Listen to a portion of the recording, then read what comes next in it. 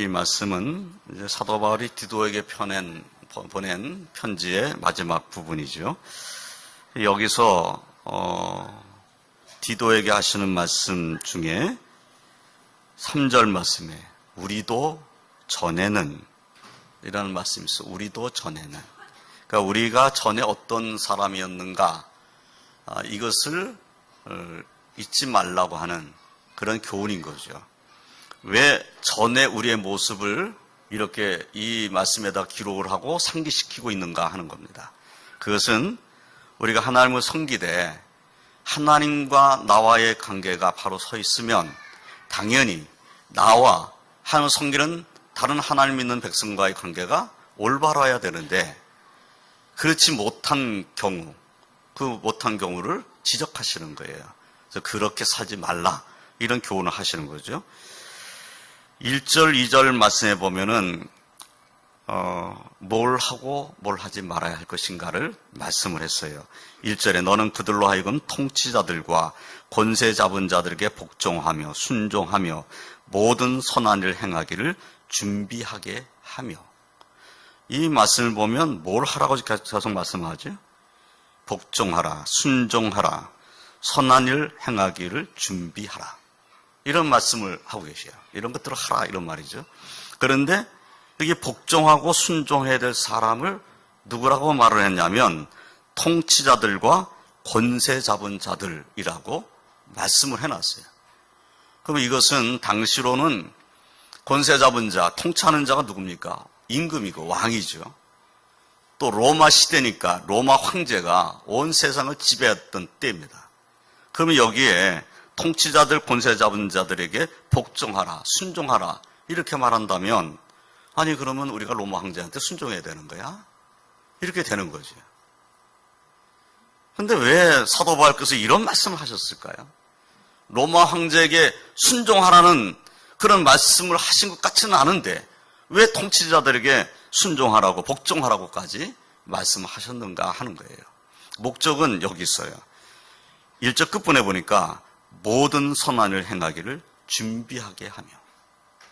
그러니까 왜 통치자들과의 관계가 그냥 서로 싸우고 다투고 공격하고 이런 관계가 아니라 그냥 복종하고 순종해 주는 관계. 그렇게 됨으로써 우리가 할 수 있는 것들, 모든 선한 일을 행하기에 준비하게 하는가.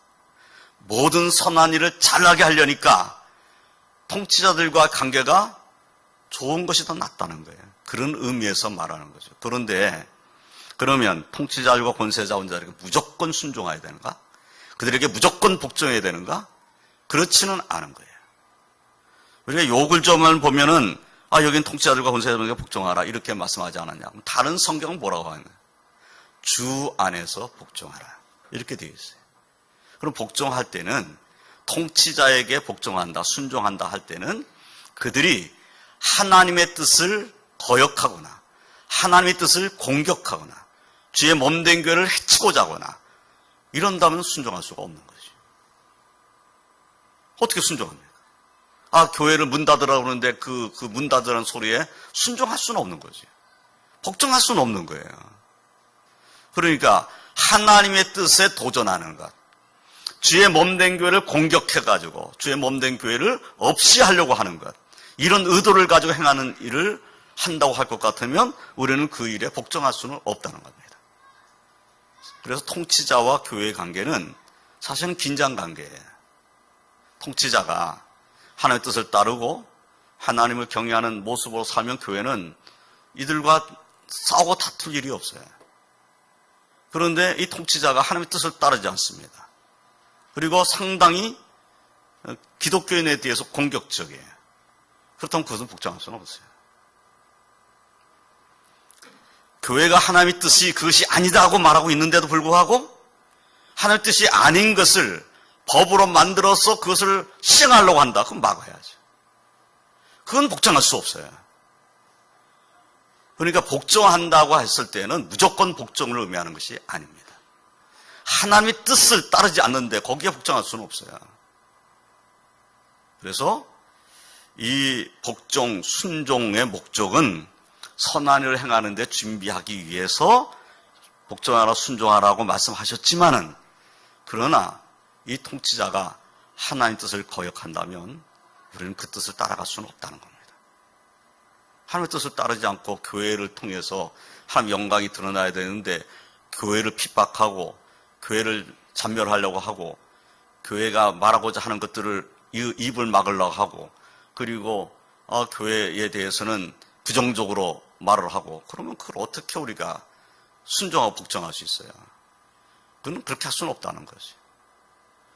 그럼 순종하지 않고 복종하지 않은 우리는 어떻게 해야 되죠? 그러면 권력을 가진 자에게 우리가 도전을 해야 되나요? 어떻게 해야 됩니까? 주님의 뜻은 이거예요. 그냥 무저항입니다. 그들의 말에 복종하지 않고 그들이 공격할 때 그냥 받아들이는 거예요. 그냥 무저항으로. 오른편 뺨 때리면 왼편 뺨 돌려대고 걷어달라고 하면 속옷까지 다 벗어져 버리고 니네들 마음대로 하라고. 이거예요. 아니 그렇게 하면은 어떻게 그 통치자를 이길 수 있습니까? 우리가 이렇게 생각할 수 있잖아요. 근데 주님의 뜻이 그렇다니까요. 오른편 뺨을 때렸는데 왼편 뺨 돌려대는 거예요. 때려라. 마음대로 때려라. 이런 거잖아요. 고소 달라는데 속옷까지 다 벗어줘요. 다 가져가라. 그냥 다 가져가. 그런데 복종을 하진 않는 거예요. 그러니까 핍박을 하는데 핍박을 받는 사람이 핍박을 받으면서 그들의 말에 순종하지 않는 거예요. 그것이 사도행전에 기록되어 있는 거예요. 사도행전에 사도들을 옥에 가두잖아요. 옥에 가두고 매를 때려요. 너 이제부터는 예수의 이름으로 증거하면 안 돼. 너 예수의 일을 말해서도 안 돼. 그런데 매 맞고 나오면서 뭐라고 그럽니까? 아, 내가 예수의 이름을 위해서 매를 맞고 내가 옥에 갇혔으니 이게 얼마나 영광스러운 일이냐. 그러고 나와서 또 예수님이 증거하는 거예요. 아니 그 권세 잡은 자가 너 예수 이름으로 증거하지 말라고 매를 때렸는데 근데 나와서 그 말에 복종하지 않잖아요. 복종이라는 것은 하나님의 뜻을 따를 때에 하나님의 뜻을 순종하고자 하는 그러한 의도를 가지고 행할 때에 그리고 주의 몸된 교회를 핍박하지 아니할 때에 복종인 거죠. 그러니까 복종과 순종에 대해서 우리는 무조건적으로 말하면 안 된다는 거예요. 그래서 때로는 세상의 권력을 가진 자에 대해서 그것은 하나님이 기뻐하지 않는 뜻이다. 하나님께서 기뻐하지 않는다 그것은 라고 선언을 할 줄 아는 것이 교회의 모습이어야 한다 하는 겁니다. 오늘날 가장 큰 이슈는 동성애는 죄다고 선언하는 겁니다.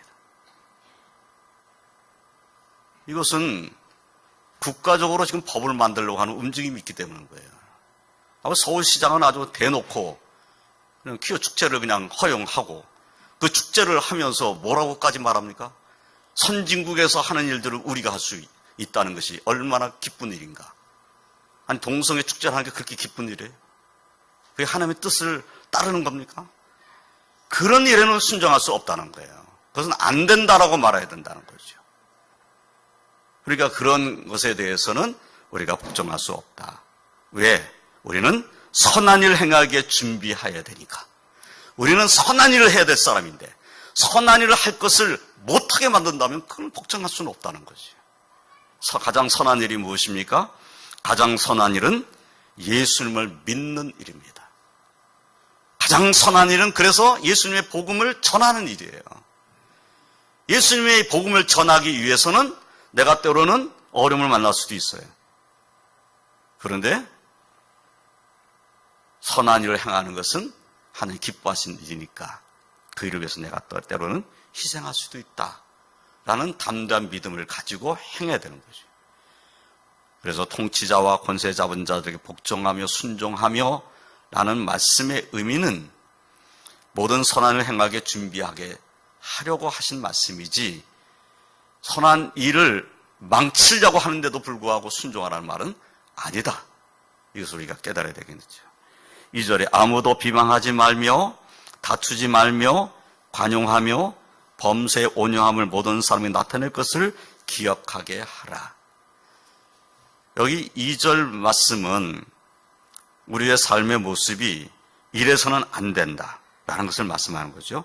비방하지 말며 다투지 말며 비방하지 말라 다투지 말라 관용하며 범사의 온유함을 모든 사람에게 나타낼 것을 기억하게 하라. 여기 관용해라, 범사의 온유함을 나타내라, 이렇게 말씀을 하고 있어요. 우리가 왜 그래야 되느냐? 우리가 비방하지 않고 다투지 않고 관용하고 그리고 범사의 온유함으로 사람을 대해야 할 이유가 뭐냐? 그것이 바로 3절에 나오는 겁니다. 우리도 전에는 그랬었다는 거지. 우리가 비방하고 있는 그 사람의 모습과 내 옛날의 모습이 크게 다르지 않다는 거예요. 우리가 관용하지 못한다면 전에 내가 그런 모습으로 살았을 때 그런 모습이 나한테도 있었다는 거예요. 그러니까 관용하고 온유함으로 대해줘야 될 사람이 바로 그 사람이다. 네가 옛날에 너도 그랬다. 이렇게 지금 말씀하시는 거예요. 자, 3절 말씀을 보면은 우리도 전에는 어리석은 자요, 순종하지 아니한 자요, 속은 자요, 여러 가지 정욕과 행락에 종노릇한 자요, 악독과 투기를 일삼은 자요, 가증스러운 자요, 피차 비호한 자였으나. 이 보면은 전에 우리의 모습이 비방받아 마땅한 모습이었다는 거예요. 다른 사람이 볼 때 저런 사람이 무슨 하나님을 믿겠어, 이런 말 들을 만한 사람이었다. 이렇게 지금 말씀을 하는 거예요. 어리석지요? 순종하지 아니하지요?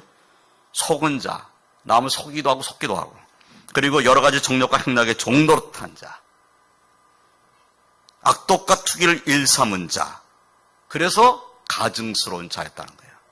우리의 모습도 가증스러운 자였다. 하나님이 보실 때는 가증한 자였다는 거예요.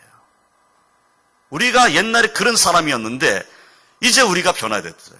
어떻게 변화된 겁니까? 내가 노력해서 변화된 거 아닙니다. 4절 이하의 말씀을 보면 우리가 전에 그런 사람이었는데 어떻게 변화가 됐느냐? 우리 구주 하나님의 자비와 사람 사랑하심이 나타날 때에 우리를 구원하시되 우리가 행한 바 의로운 행위로 말미암지 아니하고 오직 그의 긍휼하심을 따라 중생의 씻음과 성령의 새롭게 하심으로 하셨나니 우리 구주 예수 그리스도로 말미암아 우리에게 그 성령을 풍성히 부어주사 우리로 그의 은혜를 힘입어 의롭다 하심을 얻어 영생의 소망을 따라 상속자가 되게 하려 하심이라.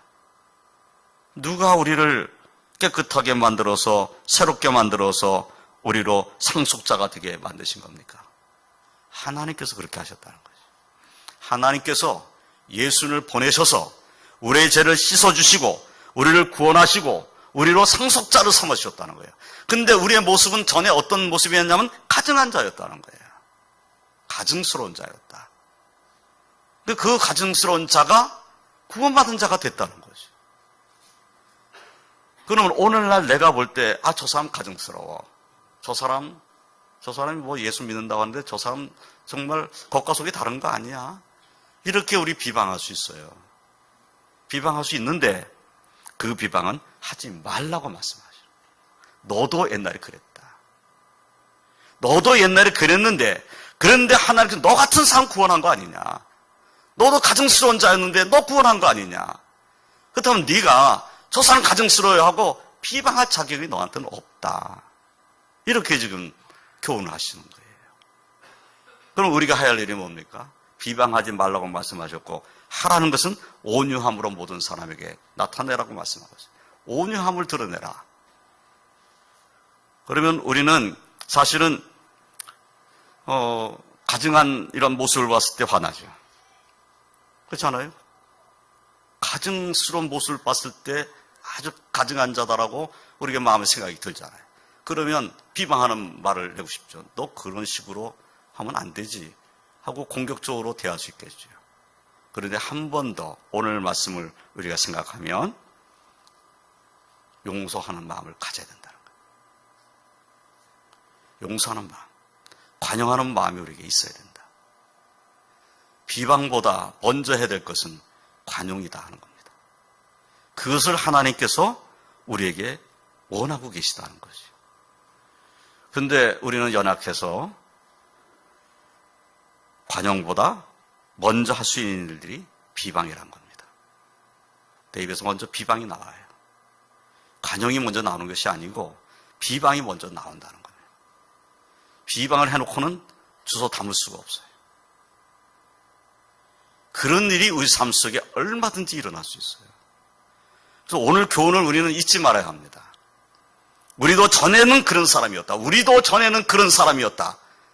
이것을 항상 우리는 마음에 새겨야 돼. 나도 전에는 저런 사람이었다. 나도 전에는 부족했었다. 나도 전에는 어리석은 자였다. 나도 전에는 지혜롭지 못했다. 나도 전에는 하나님의 뜻을 몰랐었다. 나도 전에는 기도하지 못했었다. 나도 전에는 하나님께 모든 소망을 두지는 못했었다. 나도 전에는 그랬었다. 나도 전에는 그랬었다 그러면 아직 그 사람에게 소망이 있어요. 변화될 소망이 있는 겁니다. 나 같은 사람도 변화됐잖아. 나도 변화됐던다면 그 사람도 하나님 변화시킬 수 있다. 이 믿음을 가지고 우리는 기도해야 되겠다는 겁니다. 그래서 디도, 젊은 제자인 디도에게 이 교훈을 하시는 거예요.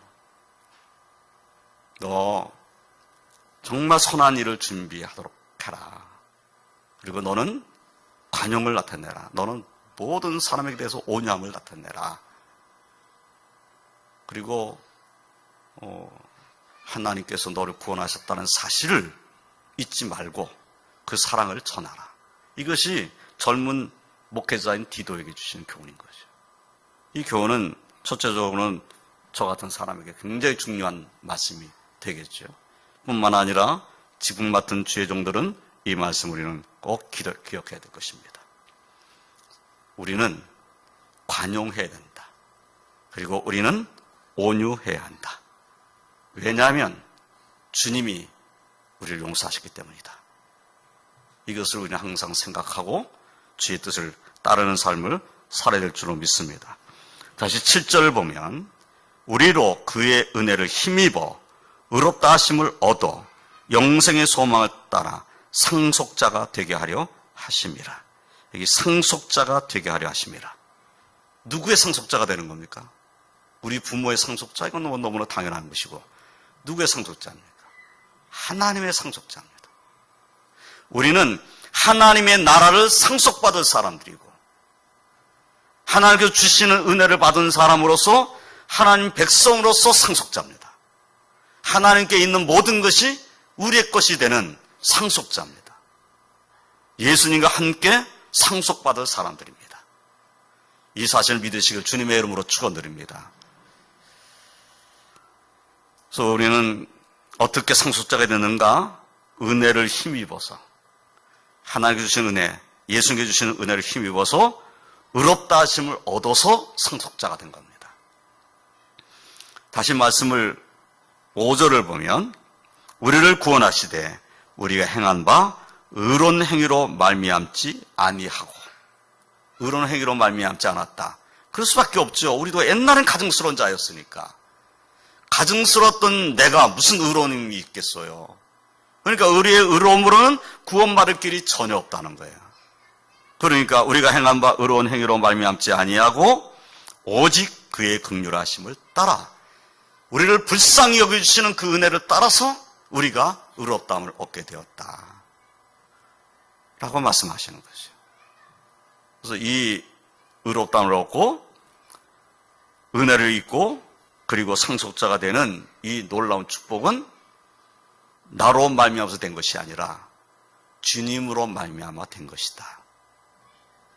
그렇습니다. 저나 성도님들은 하나님 나라의 상속자라는 이 확신을 가지고 이 상속자가 된 것은 내 능력으로 된 것이 아니라 우리 하나님께서 예수 그리스도로 말미암아 우리에게 주신 은혜와 축복이다.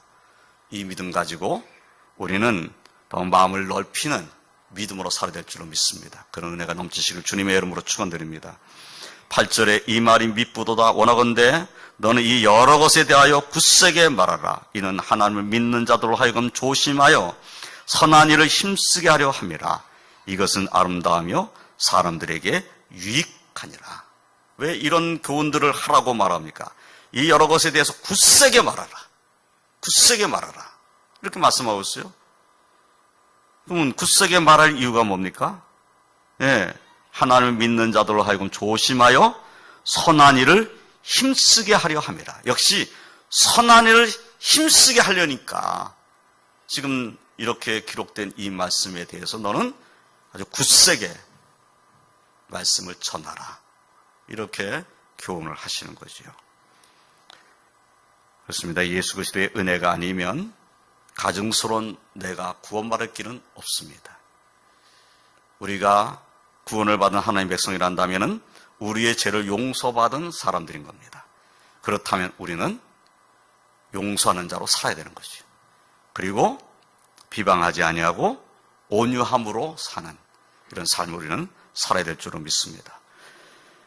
또 은혜를 받은 사람으로서 피해야 될 것이 무엇인가 하는 것을 9절로 11절까지의 말씀에서 말씀하고 있어요. 9절 말씀을 보면 그러나 어리석은 변론과 족보 이야기와 분쟁과 율법에 대한 다툼은 피하라. 이것은 무익한 것이요 헛된 것이니라. 여기 어리석은 변론하지 말라는 거예요. 그러니까 하나님 말씀을 우리는 대할 때 말씀을 변론하려고 읽는 자가 돼서는 안 됩니다. 하나님의 말씀을 읽을 때는 그 말씀을 순종하려고 읽어야 되는 거죠. 하나님 말씀 가지고 다투고 변론하고 그리고 네가 옳으니 내가 옳으니 하기 위해서 이 말씀을 읽는 자가 돼서는 안 됩니다. 족보 이야기와 분쟁, 이스라엘 백성들은 어느 지파 소속이냐, 너 어느 지파 사람이냐, 이것을 굉장히 많이 따지게 되었어요. 근데 그런 걸로 해서 분쟁이 일어나죠. 율법에 대한 다툼은 피하라. 자, 율법에 대한 다툼이 왜 일어나죠? 초대교회의 가장 큰 문제 중에 하나가 율법 문제입니다. 사도들은 예수님을 믿음으로 말미암아 구원받는다는 진리를 전하고 있는데 거짓 교사들이 가만히 교회에 들어와가지고 율법을 지키지 않으면 구원받을 수 없다. 할례도 받아야 되고 그리고 율법도 지켜야만 구원받을 수 있다. 예수만 믿어가지고는 안 된다. 이런 말을 하는 거예요. 그러다 보니까 이 율법 때문에 다툼이 일어나는 거예요. 율법을 순종해야 되느냐 말아야 되느냐, 율법을 지켜야 되느냐 말아야 되느냐, 이것을 율법으로는 도대체 어떻게 된 거냐, 이래가지고 율법을 지켜야 된다 안 된다, 뭐 그 율법이 그런 뜻이 아니다, 이 다툼이 일어나는 거예요. 그런데 율법을 가지고 다투는 일은 피해야 되는 거지. 어떤 말씀이든지 순종하려고 노력해야지 그걸 가지고 다투려고 해서는 안 된다는 거예요.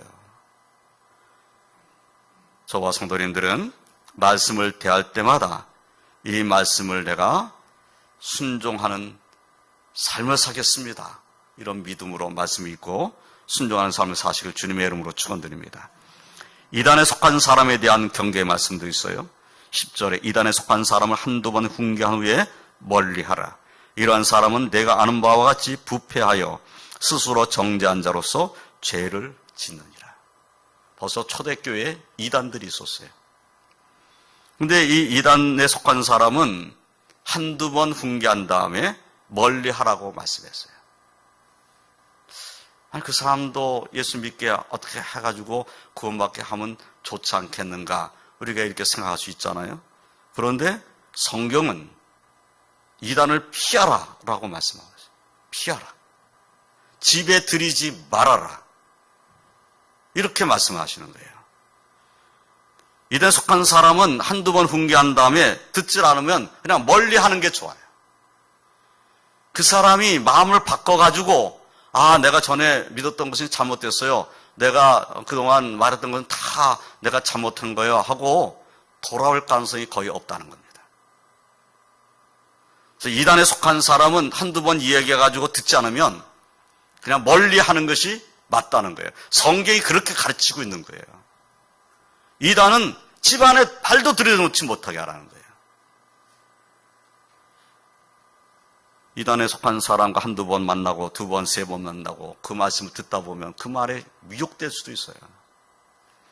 미혹하는 영이 있습니다. 아니, 그런 말에 왜 속아 넘어가지? 아니, 왜 그런 말에 속아서 그렇게 그 교회를 다니지? 아니, 신천지는 그 잘못된 것이라고 방송까지 나오고 그 난리를 쳤는데도 왜 그 교회를 왜 가지? 왜 가겠습니까? 미혹당해서 가는 거예요. 별것도 아닌 일에 미혹당해버려요. 그럼 미혹할 때 그 사람들이 그냥 미혹하는 게 아니에요. 지금 네가 다니는 교회는 잘못된 교회라고 가르치고 있어요. 네가 다니는 교회에서 배운 말씀은 다 잘못된 거야. 여기서 다시 배워야 돼. 정말 예수를 내가 잘 믿기로 한다면 하나님 말씀을 잘 알아야 돼. 성경을 잘 알아야 예수님을 잘 믿을 수 있었어. 근데 너 교회 다니면서 말씀을 얼마나 배웠니? 그 말씀 가지고 너 천국 갈 수 있겠니? 너 예수님에 대해서 뭘 아니? 난 잘 모르는데. 그럼 너 구원 못 받아. 예수님에 대해서 알지도 못하면서 무슨 구원 받는다는 거야? 말씀을 배워야 된다. 말씀 배우지 않으면 구원 받지 못한다. 이렇게 미혹하는 거지. 말씀을 가서 듣다 보니까 우리 목사님이 가르친 말씀은 틀린데? 우리 목사님이 말씀하신 거하고는 다른데? 다른데? 이상한데? 그러다가 이거 새로운 말씀인데? 이 말씀은 진리인데? 이렇게 미혹되는 거예요. 그리고 나오지를 못하는 거예요. 이게 이단에 속한 사람은 한두 번 말해서 멀리 하는 것이 좋다. 멀리 해야 된다. 가까이 할 필요가 없다는 겁니다. 인사할 필요도 없다고 성경에 말씀합니다. 인사도 하지 말아라. 그만큼 이단은 무시해버리라는 그런 말씀을 하고 계신 겁니다. 그래서 경계해야 된다는 거죠. 그래서 우리가 누구를 비방하지 말라 이렇게 말씀해놓고 또 이단에 속한 사람은 멀리하라. 왜 그렇게 또 말씀하시나. 근데 지금 비방하지 말라고 말씀하는 것은 바로 우리 안에서 비방이 있으면 안 된다는 뜻이에요. 우리 안에서. 믿는 우리 안에서. 지금 우리가 같은 교회에서 같은 울타리에서 하나님을 섬기면서 우리끼리 비방하고 우리끼리 관용하지 못하면 하나님의 사랑을 누구에 가서 증가하고 살 수 있겠습니까? 안 되는 거죠. 그러나 이단에 속한 이 사람에 대해서는 우리가 단호해야 된다는 거예요. 우리 교회 안에 이단의 사람이 들어온다는 것은 우리가 용납해서는 안 된다는 겁니다. 초대교회에서는 심지어 나 주의 종이다 이렇게 말하는 사람은 시험까지 했어요. 그래서 시험을 해가지고 정말 주의 복음을 전하는 자가 아니면 내쫓아버리는 거예요. 대표적인 교회가 에베소 교회입니다. 그만큼 철저했다는 거예요. 그래서 하나님의 말씀, 오염되지 아니한 하나님의 말씀을 우리가 항상 사모하고 그리고 그 말씀을 의지하는 삶을 살아야 될 것입니다. 다시 한번 경계하는 것은 어리석은 변론을 피해라. 다툼을 피해라. 그리고 이단을 멀리해라. 이것은 우리가 순종해야 될 말씀이다 하는 겁니다. 이제 말씀을 정리하겠습니다. 사도 바울께서는 젊은 목회자인 디모데나 디도에게 편지를 직접 써서 교훈을 했습니다.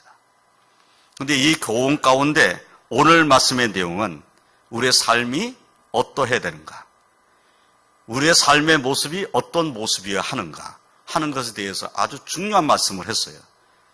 우리도 전에는 그러한 사람이었다. 우리 전에는 부족한 사람이었다라고 하는 그런 인식을 하고 우리가 대하는 사람들에 대해서 믿음이 아직은 연약하다. 아직은 성숙되지 못했다. 라는 마음으로 관용을 베풀어야 된다.